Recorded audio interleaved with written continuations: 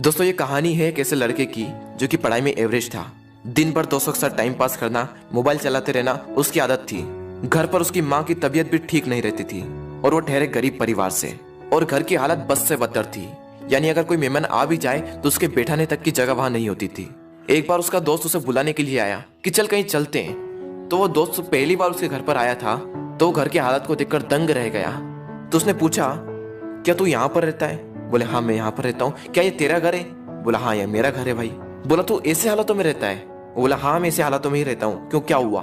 थोड़ी देर तक तो उसका दोस्त चुप बैठा रहा, लेकिन फिर वो बोला, वाह वाह मेरे दोस्त वाह, तेरी घर की हालत बस से बदतर है। माँ घर पर बीमार पड़ी हुई है, पापा दिन रात काम करके थोड़ा सा पैसा जुटा पाते हैं और उससे घर खर्च चलाते हैं, और तू दिन भर मोबाइल चलाते रहता है, दिन भर दोस्तों के साथ टाइम पास करता है। तुझे अपने करियर की कोई चिंता नहीं और तेरे घर की हालत बस से बदतर हो चुकी है। तो एक बात बता, किसको धोखा दे रहा है? अपने आप को, अपने माँ बाप को? किसको धोखा दे रहा है? उसके दोस्तों ने कहा तू चल मेरे साथ। वो बोला कहाँ चलना है? नहीं तू चल मेरे साथ। तो उसका दोस्त उसे वहां ले गया जहाँ पर उसके पापा काम करते थे। उसके पापा एक फैक्ट्री में मजदूर थे। वो वहां पर बैठे हुए थे, पसीने से तरबतर होकर हालत बस से बदतर हो चुकी थी, शरीर में पेन हो रहा था, और उनके पास में उन्हीं की फैक्ट्री का एक मजदूर और बैठा था और वो उनसे कुछ कह रहे थे। और वो कह रहे थे कि यार मेरी पत्नी घर पर बीमार है, इलाज कराने के लिए पैसे भी नहीं है। मैं दिन रात मेहनत करके सिर्फ 2 वक्त की रोटी जुटा पाता हूँ और उससे सिर्फ घर का खर्च चलता है और कहीं पैसा बच ही नहीं पाता। अभी तो बेटे के स्कूल की फीस भी भरनी है। यार इससे बेहतर तो मौत ही है।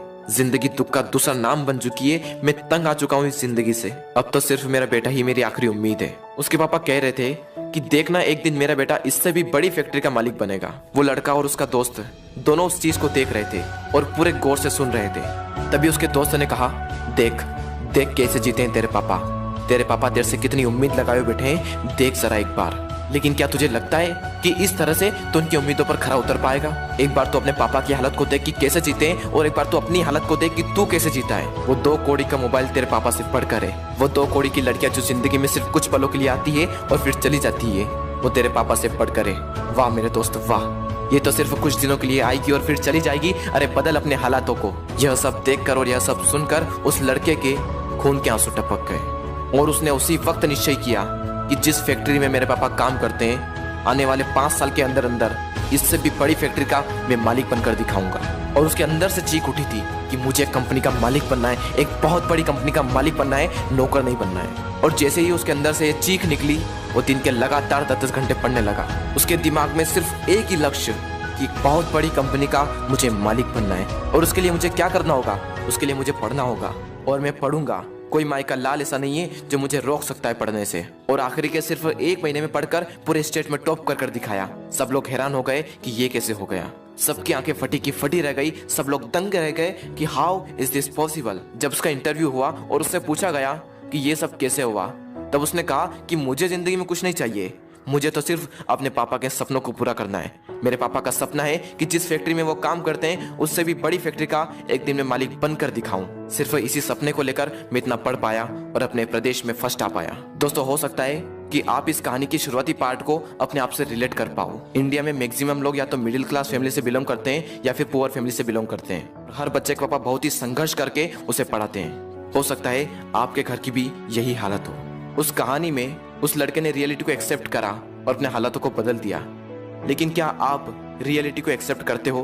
क्या आप अपने सच को देख पाते हो, अपने हालातों को देख पाते हो, अपने आप को देख पाते हो कि आप क्या कर रहे हो और आपको क्या करना चाहिए? वो लड़का तो बहुत बड़ी कंपनी का मालिक भी बन गया, लेकिन क्या गारंटी है कि आप भी अपने पापा के सपनों को सच कर पाओ? क्या गारंटी है कि आप भी अपने हालातों को बदल पाओ? गारंटी है मेरे दोस्त, गारंटी है जब आपके अंदर से एक चीख उठकर आए, आपके अंदर से एक आवाज उठकर आए कि मुझे पढ़ना है, और सिर्फ इसलिए पढ़ना है कि मैं अपने हालातों को बदल पाऊं।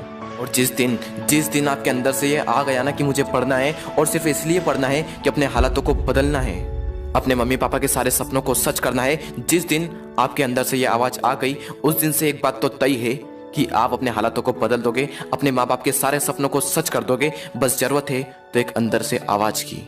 दोस्तों बहाने बनाने से कुछ नहीं होगा। बहाने तो हर कोई बनाता है, हर वो इंसान बनाता है जो कायर होता है। मेरा मन नहीं लगता, मुझे आलस आ रहे हैं, मुझे मैथ से टफ लगता है, मुझे साइंस टफ लगता है, मुझे ये टफ लगता है, मुझे वो टफ लगता है। कुछ भी टफ नहीं है। जाकर पूछो उस टॉपर से कि तुझे क्या टफ लगता है। तो हमेशा हमें सिर्फ एक ही चीज सुनने को मिलती है कि पढ़ने वाले के लिए कुछ भी टफ नहीं है। और दोस्तों जिंदगी का भी यही वसूल है, करने वाला कुछ भी कर जाएगा और जो ना करने वाला है ना, वो छोटी सी मुसीबत आने पर रुक जाएगा। बहाने बनाने में उसका कोई रिकॉर्ड नहीं। उसे दिन भर आलस आते रहेंगे, उसके अंदर की एनर्जी बाहर उठ ही नहीं पाएगी।